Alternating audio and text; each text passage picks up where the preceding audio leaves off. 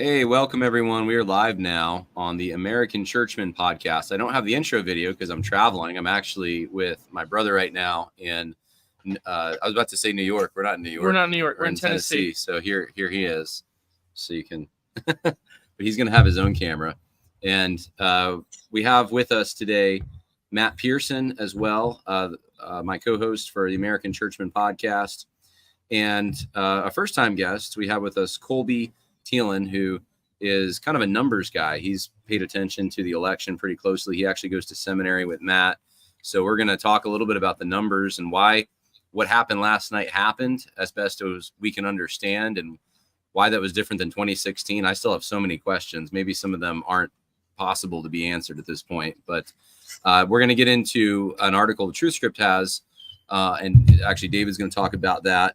And then last but not least, we'll talk about the implications for Christians. So that's the format. If you have any questions, you can ask them on, let's see, we're streaming on X, we're on YouTube, we're also on Facebook. So look forward to seeing questions or comments on there. And of course, the occasion for this podcast is what happened? A lot happened. Really? Yeah, something happens. Donald J. Trump. He's a president, or he's going to be. Donald J. Trump happened. I actually do have a question before. So Colby, I think we should probably get into the numbers first and answer some of those questions, but I'll just put this out there to get the whole discussion started. Someone asked me this, who's a big supporter of my podcast, and it's actually funny the way she phrased it. She said, what if something happens to Joe Biden and Kamala Harris gets in before Trump is inaugurated? How much damage could Kamala Harris do? Which I thought was funny because I think Joe Biden is also capable of doing damage. But yeah, I'll just throw that out there if anyone wants to take a crack at that. I mean, I think there's a lot of damage someone could do, but I don't know that they would. Any predictions? No predictions, but if you want the absolute worst possibilities, they are numerous. The president can try to instruct the Capitol Guard to go in there and keep everybody in the Capitol so that, I don't know what they would do. Refuse to certify the election is kind of the big one that some activists are pushing right now. But that's more of a function of Kamala at this point being vice president, as she would oversee the joint session. But the reality is the most damage that Biden could do right now is probably pardoning whomever might be associated with wrongdoings. But that's about it. I would think internationally, the biggest thing I can think of is involving us in an international incident on the heels of the inauguration, and really any time between now and January 21st would be, I guess it's war with Russia, or it's, I don't know, boots on the ground in Israel or Iran, whatever. I don't know. That's worst case scenario that I can think of. I haven't heard what you're saying about left wingers wanting to contest the election results. I saw a few accounts trying to say that we're bigger because we're not contesting, and Donald Trump did 4 years. So you're actually saying, though, there are some people who want to challenge this? There's a few people on Twitter. Yeah. How? I don't even know on what basis. 14th Amendment. Something to do with the 14th Amendment, right? Yes. And I think to give some context, these people live, all across America between 5th Street and 71st, or whichever streets they are in New York City. It's just kind of a bubble. Nobody could possibly vote for Donald Trump, that kind of thing. And that's why they kind of have that opinion. There's a little bit of that in Los Angeles too, but nothing too crazy. Yeah, they just can't believe that literally Hitler is going to be the next president again. He won the popular vote. Yeah, so maybe let's get into that. So I saw a chart that showed that his votes were actually diminished from last time. He didn't actually have as many votes as he did in 2020, and yet somehow he won pretty handily. Yeah. I mean, would we call this? I guess you could call this a landslide. Some people. Well, we don't even know yet, but he's won every single swing state so far, right? Because they called Wisconsin, or that's when they called it. But I think they've since called Michigan for him. They've called Michigan, yeah. looks like Arizona's going that direction. So, yeah. So how did that happen? Well, so I think it's important to start with the fact that not every vote is counted. And this is going to be a common theme with how leftists are freaking out, I think, about the vote counts that Kamala has gotten. And that can be part of the explanation for why her vote count is so low. But I do anticipate Donald Trump to cross the 2020 and 2016 amounts that he achieved. He's currently at something like 72.5 million votes. And in 2020, he got 74 million. And again, there's plenty of outstanding vote remaining, even on the left coast. So, to me, that's not really much of an issue on the Trump part. On the Kamala part, we can talk about all the different possibilities of why. But I would say if there actually is a drop off in Trump votes, it could just be the case that a lot of people that are MAGA, they're going to be on the older side, and so within 4 years they just pass away. So that is another possibility. But yeah, like Colby's saying, that they're still counting because they're not as efficient as Florida, sadly. Right, you guys live in Florida. Well, but Florida is an incredible shift. Oh, because, it is. We're both. I mean, you guys, I think, are a little bit younger. We're both old enough to remember the 2000 election, and I think I was 7. I don't know if Matt must have been like 9. I don't think either of us were. No, neither of us were alive because I was born in 2001, and I believe Colby. I'm a year older than you, right? Yeah. So Matthew was born in May of 01, and I was born in November of 01. Well, let me tell you what it was like back in the 1990s. It was a nutty time. No, nobody knew. Were around, right? That's right. But Florida was the swing state. That was sort of like it all. Every election came down. It was for like a decade. Every election pretty much came down to what do we do with Florida? How do we get Florida? And now Florida is so. What was it, like over 1 million votes, right? Yeah, more for Trump. Oh yeah, when you look at if you look at the New York Times, their presidential map, and you go to the shifts in 2020, and you go to the state of Florida, there's not a single county in the state of Florida. I don't believe that actually. There may be a little bit in the Panhandle. I believe there's maybe 2 or 3, but only 2 or 3 counties that actually shifted blue. Every single other one. Did Miami-Dade just go for Trump? Yeah. Yep. Miami-Dade by double digits. Even Los Cubanos. Even Broward County, which did not go for Trump, it still shifted right. So there was still a majority for Kamala, but even that one, it shifted. It's insane. It's actually crazy. Right. So it's important to remember that in 2016, Donald Trump won Florida by some 100,000 votes, somewhere around there.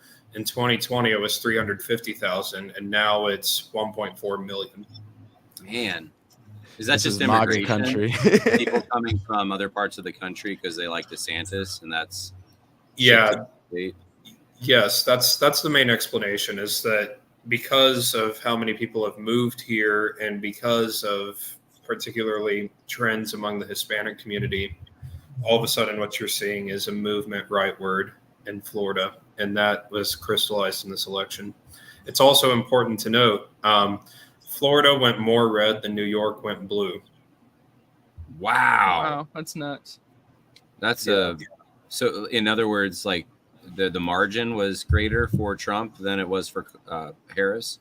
Yes, currently Donald Trump is sitting at 56.1%. Kamala Harris is 43% in Florida. Harris went 55.8 to 44.2 and won New York by a mere 900,000 votes. I didn't actually know that, even though I live in New York. All I cared about in New York was whether Amendment 2 was going to pass, which it did, but unfortunately. But that's crazy.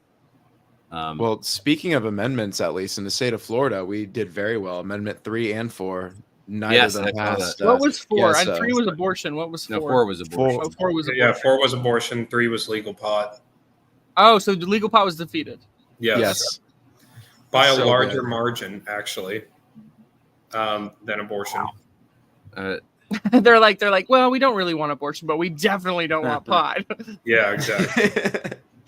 I actually made a mistake on the podcast earlier because I had said that Arizona defeated the abortion law there. They passed it. Well, last night everyone said they all reported that was true, and then I guess more numbers came in. But were you on that like Mega Contramundum podcast last night, or which one are you? No, I wasn't. Okay. Yeah, they asked me about it. I was traveling, so I said no. Okay, fair enough. Yeah. So we do have someone weighing in on the Arizona. We actually have a bunch of comments coming in. Maricopa County won't be finished until February. Probably. It's got to be the most corrupt county, like in maybe other than Fulton County, Georgia, or Detroit, or maybe Philly. As Gordon Sanchez cried tears for the migrant today, as he had empathy for the other, like David French. No one has heard from him. He's he went into the wilderness for 40 days or something. Wait, did Jewish voters? That guy is Trump? In Florida. I'm not sure. That's what probably in Florida, but actually nationally, Jewish voters in 2020 went 68% for Biden and then 79% for Harris. Oh, what? Which is so strange. Like, given Israel, like you really weird. Yeah. That's really weird. Trump, like the Republican Party, tried very hard to signal their support for Israel. Yeah, over and above. That's so, And it just didn't materialize in the Jewish community. So maybe that's a good lesson for next time. Don't try to bend over so far, because they're not going to reward you with a vote anyway. If I'm running the RNC, that's what I'd be saying. Yeah. Christians also running the RNC. I saw Christians were not suppressed, but like they didn't have as strong of a vote this time too. Can you talk about that? Yeah. So obviously, what you'll have is a varying number of factors there. One of them is that the older population in our country skews more Christian than the younger population does. And so, of course, you'll have natural kind of death in the Christian population. They're with the church triumphant now. But then you'll also have younger Christians that are very passionate about political issues, but they see preferences as being principles. And so because of that, they don't want to vote for particular candidates. Now, whenever you actually zoom in on the microscope on how white evangelicals voted, it was actually about the same for Trump as it was in 2016 and 2020, which I know is very relevant for the purposes of this pod and whatnot. So that's a lone bulwark, you may say. Sorry? I said a lone bulwark, you may say. Yes, indeed. Yeah. So Stephen Wolf definitely had a good night. Well, so did A.D. Robles, though, because of all the Latinos. Right. Ben Zeisloff did not have a good night, unfortunately for him. A number of hardcore abolitionists and some of them I noticed today. I didn't want to say names because I don't want to protect the guilty here. I want to get along, but I noticed one guy was like issuing almost ultimatums today about like how you still need to work with us kind of thing. And I'm like, what? Like, we got there without your help. So what are you doing dictating? Come on. Going in the crystals. Yeah. But, let's take the most charitable interpretation here and say that, maybe the Republican coalition embracing Arabs and embracing Jews, which didn't pan out. The Arab thing did pan out, by the way. Did it? But embracing other groups instead of white evangelicals is not the greatest thing. Well, still look at the actual result in front of your face. Fact of the matter is they ran an excellent campaign. Go ahead. Sorry. I was just saying it's coalition. I think that what I've noticed over the entire election cycle is, and this is with a multiplicity of groups, but you sort of have your pet issue, and there's very good reasons. I mean, abortion would be very high on this, obviously. Sure. My conviction is that this election was about whether there is a nation, whether there is a country. It's sort of like we either have a country or we don't. But unless you can create some kind of a coalition this late in the game. You're talking about like, the other side holds almost every single facet of power, which is why it's so surreal and weird. I mean, I just pulled up Kamala conceding. Oh, is she speaking? She just spoke just a few Yeah, minutes she ago. just spoke. Just prior to this podcast, yeah. Wait, And I something, Yeah. and something crazy to think about on this part is that I think the abolitionist white evangelicals and the abolitionist evangelicals in general actually, in their vote and in their public, you can call it grandstanding about their vote or whatever you want to call it. They actually embraced the left's framing of the issue, because for the left, this election was about abortion, right? But on the right, it's not about abortion. It's more about whether America is a nation. If you look at J.D. Vance's speech at the RNC, the main point of his message was America is a nation. It's a people and a place. Yeah. Right. So that's kind of something interesting that I saw as a discrepancy. So here's Kamala. We call her Kamala. She's Kamala. Kamala. It shows. Wow. Okay, that's not what I expected. She seems pretty. Is she angry? Is that? No, she actually. When she came out, she came like tried to look super overjoyed. She was doing her laugh, and she's like, "Good afternoon, good afternoon, good afternoon," and she said "good afternoon" I think like 7 or 8 times when she came up. But there was a lot of people giving her a lot of applause. I listened to it before I got on this cast. I was writing a reading brief for one of my classes, and I'm just like, heck, Kamala's about to speak, so I had to listen to her terrible. Awful, I can't describe it that way, music before I started playing. And so my roommate's like, why are you listening to that? I'm like, Kamala's about to speak, bro. I gotta hear her concede. And so yeah, I was that stupid song that makes me want to but yeah, so I mean, she tried to be very enthusiastic and look like she was, but we all know deep down behind closed doors the joy is gone. I mean, you saw Obama speaking. I've never seen that man look so angry. They're oppressed. They're trying to keep up this appearance of joy, and that's why they have like Tim Walz, like out there like that. That's why they have him. But the joy's gone. They're cooked. They're done. Right. They're going into crystals. And to be honest, they were expecting the exact opposite. Oh yeah. If you talk to insiders in the Harris campaign, what they were wanting was for white women to show out for them. The reality is that Donald Trump won that demographic outright.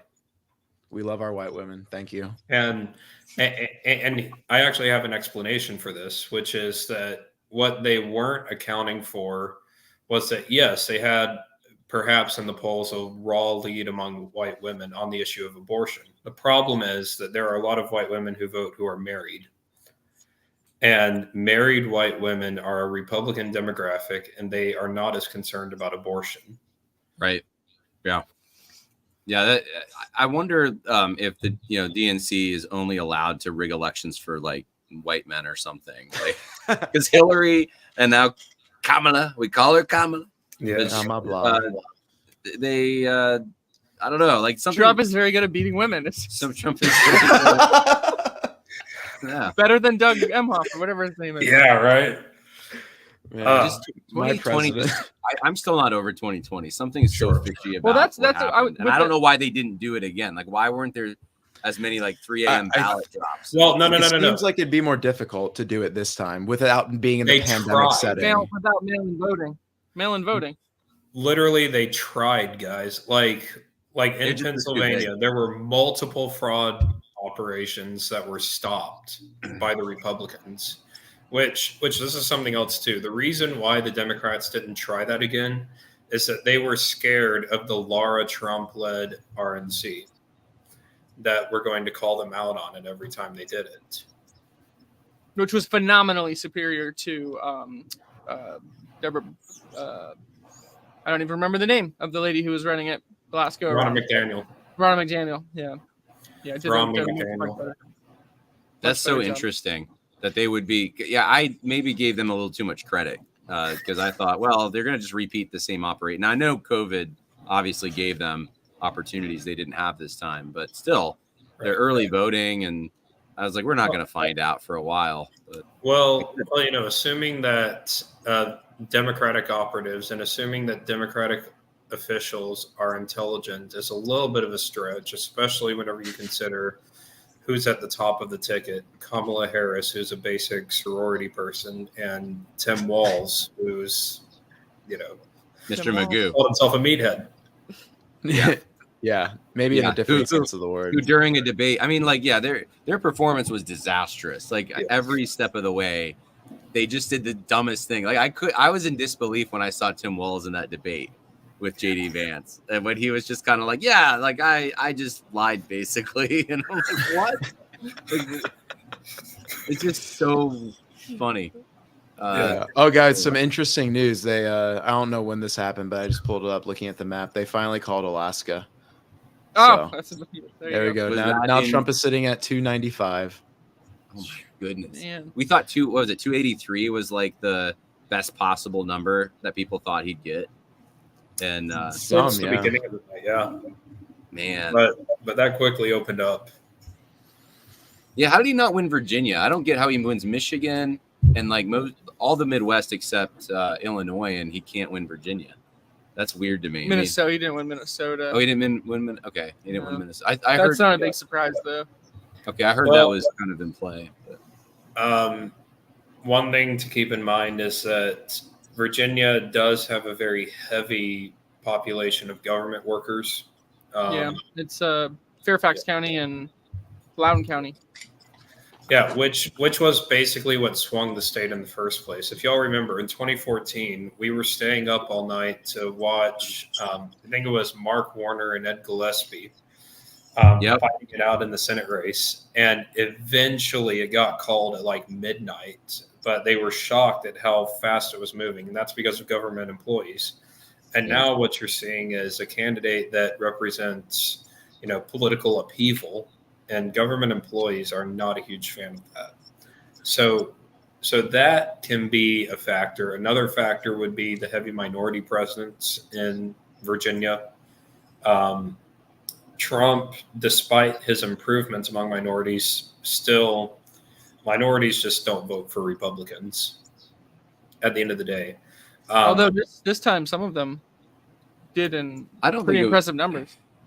Right. There are a couple of notable exceptions to the rule. John, were you going to say something? I was looking at exit polls earlier, and it didn't look to me like it was that big of a break. Like Florida was significant, but what was the margin in Virginia? Do we know? In the rest of the country, though, like I think the Latino voters make up what?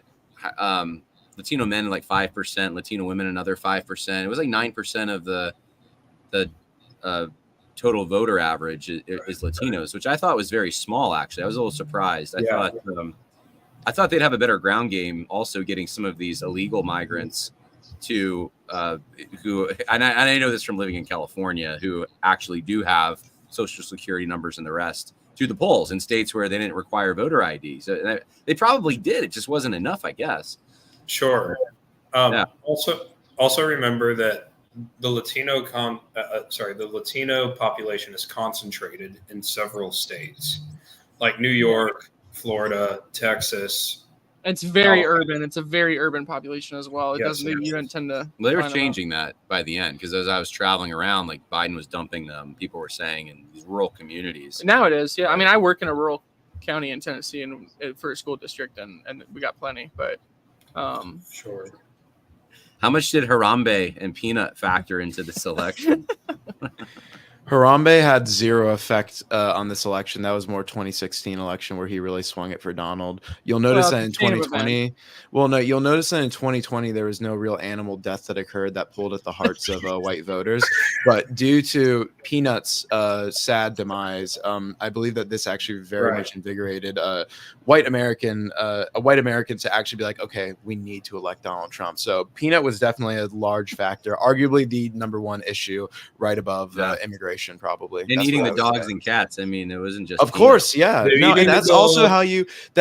how you invigorate white women. What do white women love more than cutesy little animals? They don't really, some women in this country are fine with abortion. They don't really care about babies, but you tell them they're eating the cats or eating the dogs, and what do you know? That'll motivate them. That'll get them Their out. Disney Channel brain kicks into gear, and that's how we invigorate Americans. You say they're doing bad things to animals. You see what they did to Peanut, and yeah, so they broke hard for Donald Trump. Of course, I say all that in jest, but I do think there is a degree in which some people probably do see that, because of the government overreach thing, and it's definitely not a deciding factor. But it's Gary's. fun to joke about. We have people in our fan base here who wrote in Harambe.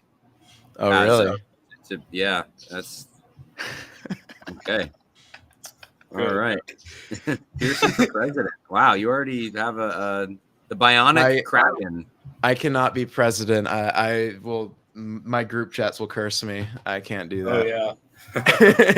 Oh yeah. So here's a serious question. What do we do with someone like BenZof? I am not a Donatist, and this isn't internal to the church, but I think there should be some kind of correction. Am I wrong? Wow. I don't really want to answer that. A correction. I mean, no one does. I'm fine answering. I like Ben. I think you gotta set Ben. With Ben and just with abolitionism in general. I wasn't really that aware of abolitionism before because I lived in a blue state until 2 years ago.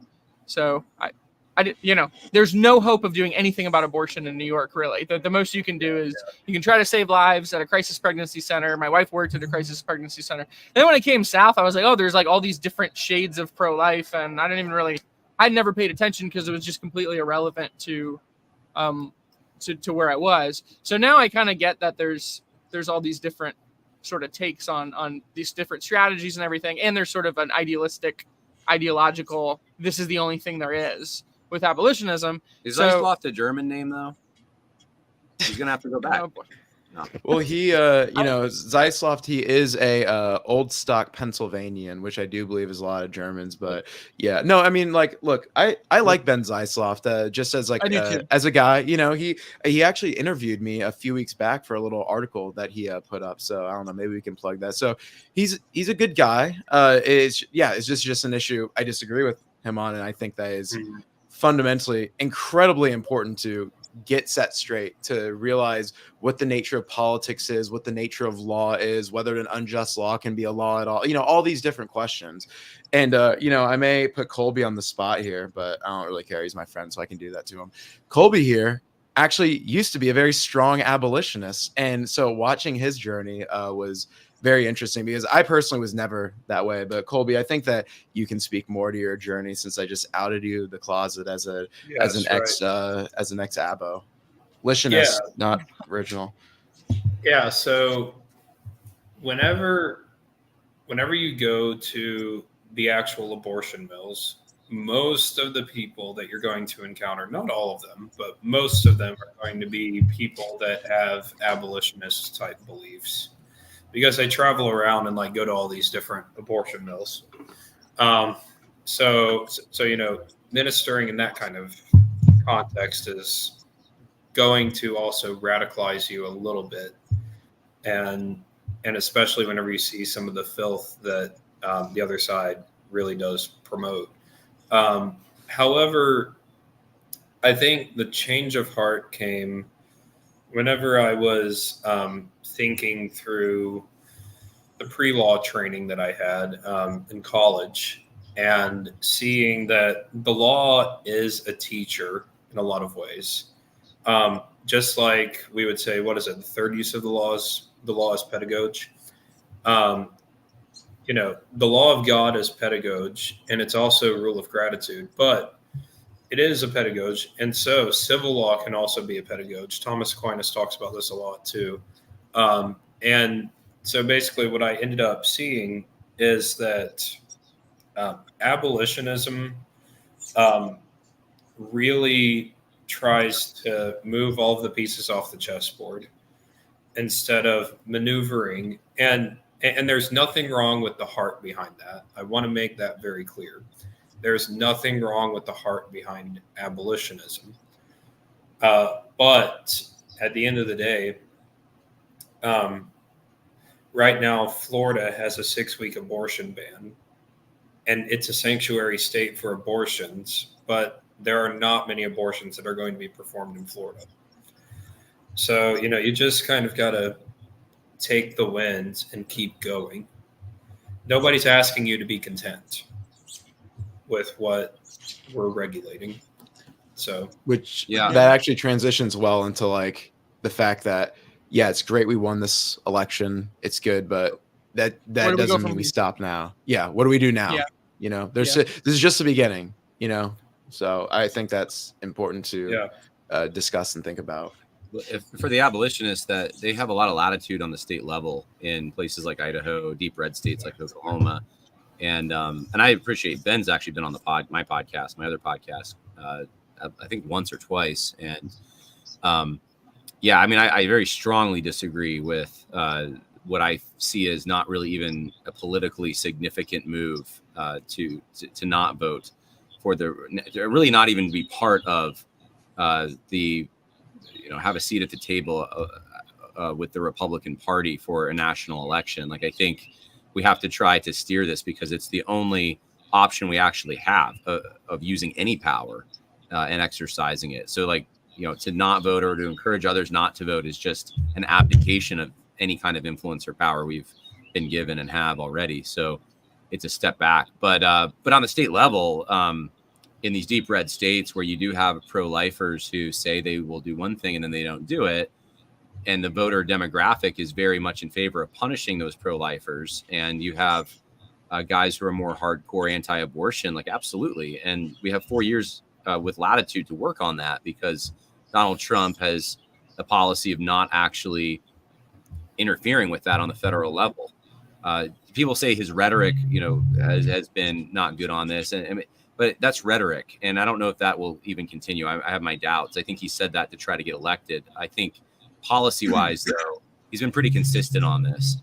He's not going to interfere with states where they want to have more abortion restrictions and so forth. So there's a place for even abolitionists who did not vote for Donald Trump on the national level. Of course, keep working on those state levels.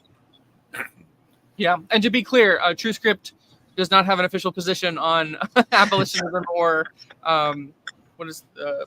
what's the opposite of it? Not incrementalism. Incrementalism. Yeah. We've published we have abolition orientated people on our board, and we're orientated. I said there's a spectrum.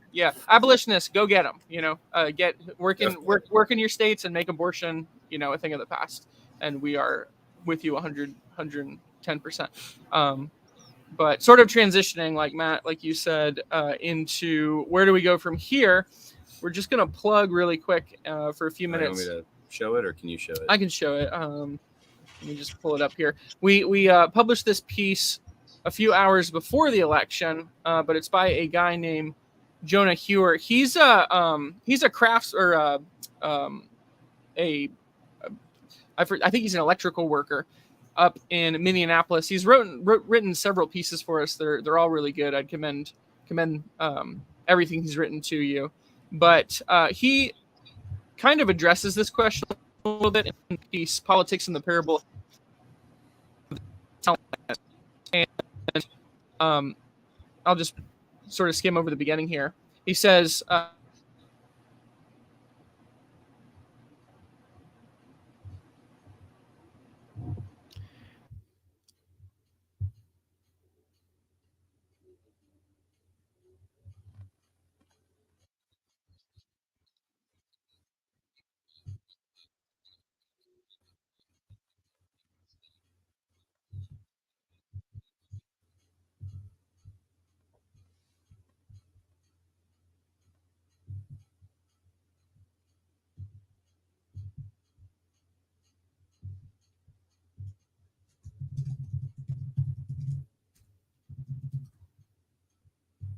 the case that he's making is that the parable of the talents includes more than one possible application. So it is talking about the gospel, but there's also principles there. Hey, real quick, you may want to start start. Did you see that the chat was saying that they couldn't hear you? Notice that was my fault. We're using the same mic, and I thought I was muting myself, and I was muting. I didn't say anything because I had the stream pulled up on YouTube on another tab, and so when I tapped my AirPods because I thought there was audio wrong on my end, I heard y'all speaking again, so I thought he was still going. Sorry, Dave. So you were muted for about 3/4 of that. Nice. Because of me. You muted. Oh, you muted your mic, and mine wasn't muted. Well, no, we were using the same mic. So and you muted. All right. Okay. All right. I had to cough. So the parable of the talents has more than one meaning, potentially. Just to summarize. So in this piece, Jonah Hewer talks about the parable of the talents, referring to the gospel, talking about the gospel, but also there are principles. There's a principle of responsibility for the things that God has given you. And, take a look at the piece, read it if you have time. But one little section I do want to read.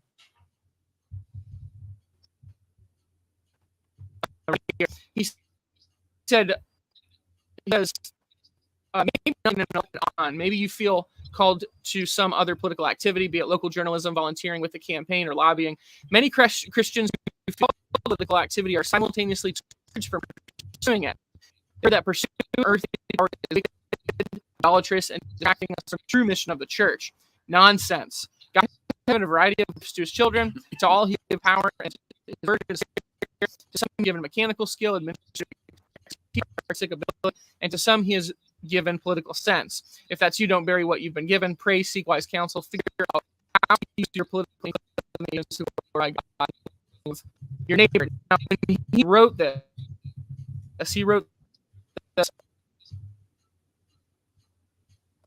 but now we're in this position where, in many ways, power is sort of more in our favor. I know for me, speaking for myself, I felt just a massive wave of relief. Just incredible relief, mostly because my life has been severely impacted by the last few years. I mean, I had no gray hair. I'm 33 years old. I had no gray hair in 2020, and I got it popping out everywhere now. I mean, my beard is going gray. It has been a rough few years. And really it all goes back to the last election, because without the last election, you don't have vaccine mandates. You don't have COVID restrictions going on necessarily for as long as they did, especially in blue states. My wife probably doesn't lose her job for not getting vaccinated. We don't lose half our income. You don't have the insane inflation that made where we lived unaffordable. We probably don't move across the country. There's so many things that happen that I can relate back to that singular event. So now it's sort of like we're in a position where it's like, oh, all right, maybe the feds kind of will have our back. You feel a little bit more like you can actually accomplish something and go out and do something and build something. So I guess to sort of tie this into real practical stuff, what, like 12 hours on, 24 hours on, almost 24 hours on, you guys are both in seminary. John, obviously you do a podcast, you do a lot of different things. How does this affect your outlook on what God has called you to do, especially as it relates to like the political realm, or whether that's community, whether that's even what you're doing right now? How does this change things, or does it change things? Maybe we go to you first, Matt. I would say for me, well, first off, this victory is very encouraging, but it's only the beginning. You can't just win an election and then become passive. It's not how politics works. You have to actually do something. So you also have to continue putting pressure on the people there. I mean, think about who Trump's vice presidential candidate is, or vice president elect, JD Vance. This is a guy where if you're on right-wing Twitter, there's a good chance one of your mutuals is mutuals with him. He has direct access to your account, most likely. And posting works. Remember they're eating the cats, they're eating the dogs? That was from Captive Dreamer 7 on Twitter, Martin, because he posted about that. That became the thing that the Trump campaign talked about. That became the meme that became popular, all because of one of my mutuals. We did that, okay? So actually, posting does things. You should keep posting. Some of them we'll see. So there's that. I would say that it's also very important to just not just be totally passive. If you want, you can get involved in local like Republican Party politics or whatever. I personally am not involved in that. There's good like organizations to get plugged into where you are actually with like-minded men and brothers. So it's good to get involved in real life. Don't just stay posting. It's not sufficient to just have friends. Don't just have online friends. Meet people in our sphere and circles and organize, get things going. And by the way, this is not me advocating for political violence or anything of that nature. Of course, you're a good and wholesome American patriot. But get involved with people. It's important to do that in person. Don't just post, but don't just stay posting. And in regard to your question about like as someone who wants to go into seminary or who is going into seminary and wants to go into like, you know, the ministry, I guess, like about our involvement in politics and whatnot. I do not believe that a minister should be like a political expert necessarily. That doesn't have to be the case. Oftentimes when they try and speak on politics, they speak on it very poorly because what they end up doing is they just end up becoming captive to the spirit of the age and echoing modern liberal sentiments as being fundamentals of the Christian faith. And I don't like that.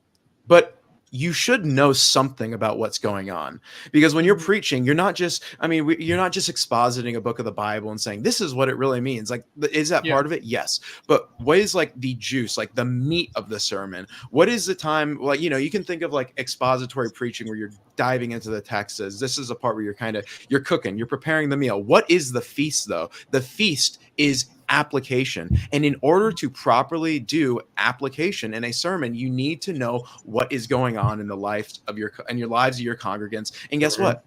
If you are a man, if you're a woman, if you're a rational creature, you are necessarily a political animal. Things happen around you involving the state, involving law. You need to know about these things for the sake of application and being able to read the moment which you are living in, which is exactly what the apostles did living under the Roman Empire. It's why Paul used his Roman citizenship to his advantage. It's why Peter was able to go to the Jews in their context and things like that. It's why Paul, talking to Titus about the people of Crete, was able to know about their certain situation, how the character of the Cretans are. These things are important to know. It's important to look at these things. It's important to be active, to want to create a life which is worth living in your own civil polity. So that's my spiel. Colby, if you want to add to that, by all means. It's worth showing up to governmental centers to be prophetic towards them and to call the civil magistrate toward being a nursing father to the church. That has to absolutely be front and center in how we do things politically. Another thing is that you cannot be unambiguous about what a Christian ought to believe on certain political topics. So, for example, my church campaigned pretty highly against Amendment 4 here in Florida, which was the abortion amendment. So, you know, you cannot lose the activity of the church against, political evil. And other than that, I mean, I really do agree with everything Matthew said. Personally, as people who want to go into the ministry, it is important to be around people who are not just seminary students. Mm-hmm. Oh, yeah. It's also important to be around men who are in your walk of life, and not only are in your walk of life, but who are passionate about the same things you're passionate about. And I'm passionate about politics. It is very important. I cannot underscore it. It's important for the Christian to know that you're not crazy. You're not isolated. You're not the only one who has these political beliefs that you have. Even if people at church have a wide array of political views. So that's where I'm at. That's good. What about you? I think we have 4 years that we have opportunities to do things that maybe we, if things had gone the other way, would not have. So we need to take advantage of that, view it as a gift from God, not squander it. And I see, at least in the church, two things that were confirmed in this, to me at least. One is that podcasts, and you said posting, Matthew, but think of like Joe Rogan had a tremendous amount of influence in the final days of this election, getting young people to turn out for Trump. And I think of Elon Musk as someone who, like, how do you know him? He's rich, but you know, it's his Twitter interaction, his X interaction. Yeah. And I think that we are entering an age where we have a different kind of celebrity, and I don't want to focus on the celebrity aspect of it. It's really more the hierarchical kind of thought leader aspect that I think is important to this particular subject, where people are listening to Joe Rogan, some of them, over their college professors. And this is a way to get around the people who are the gatekeepers of public opinion. And it's an easy way to do it because anyone can get a microphone and a camera just about, and it's cheap. There's a lot of downsides to the way social media is and the pooling of ignorance on podcasts, but there's also upsides. And this is one of them, is you can get guys who have a little bit better sense in the top echelon of forming public opinion. So Christians should be engaged in that kind of thing. Doesn't mean that the Lord has called you to necessarily form a podcast. I find that a lot of people think they can do it, and it's not the best use of their talents. You have to evaluate what your talents are and where God has put you, and where he might want you to serve. But that could be it. It could be podcasting. There's a tremendous amount of influence now that you can exert on that kind of a platform. And then, of course, this might sound like it's in tension to what I just said, but I think that pastors need to focus on their job of being a pastor. So I think you can be a pastor and have a podcast, but I do think that pastors shouldn't have the congregation as a means by which they can have a public platform. Like, they should serve their congregation. And yeah, that can go out on the World Wide Web and all of that, but preach the word, apply moral ethics in a righteous way when it comes to politics and that kind of thing. Be mature though about it and see where that takes you. Because we have a shortage right now of pastors. A lot of churches, I know a lot of churches looking, and they can't find them coming from the seminaries. And so I see the need for more pastors to step it up and to do what God has called them to, and then to just be men of virtue and character and not be your Steve Lawsons or a number of other pastors who have fallen recently. Because there's a vacuum. And I don't know, I'll just say this in closing. Like, I don't know if you've noticed, but like David Platt, Matt Chandler, JD Greer, Mark Driscoll used to be part of this crowd. A lot of guys who have been in trouble, like Tullian Savidian. Like there was kind of like this whole young restless reform thing. And these guys who are like older millennials tended to be the vanguard for that. They have not been replaced. I haven't seen anyone come back who's like the next big leader in the church. They're just dying or disqualifying themselves, and that's a real problem. We need and I'm okay if it actually might be even healthier if we don't have the celebrity pastors, but we actually have like a lot of faithful, good, smaller pastors in churches. That's a better thing. But yeah, I think that God's doing a work, and it sounds like to me, or it looks like to me, sifting and purging leadership that's disqualified. And so, you might be someone who's an electrician or whatever your job is, evaluate. If you have the gifts for preaching and teaching, that may be something God calls you to, because we certainly need more people like that to be the leadership class in the new coming, I guess, changes that we're seeing in politics and social life. Yeah. Well, thanks guys so much. I think we're just about out of light here in Tennessee. Yeah.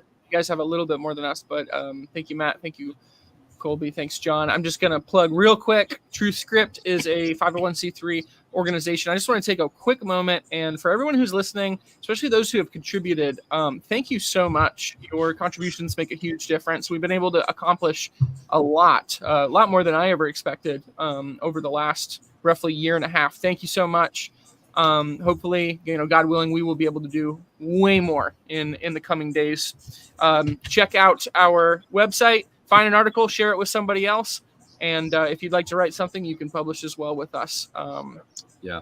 We're all on X, but since we didn't get a chance to plug Colby, since he's not a regular on this, what's your X account if people want to follow you, Colby?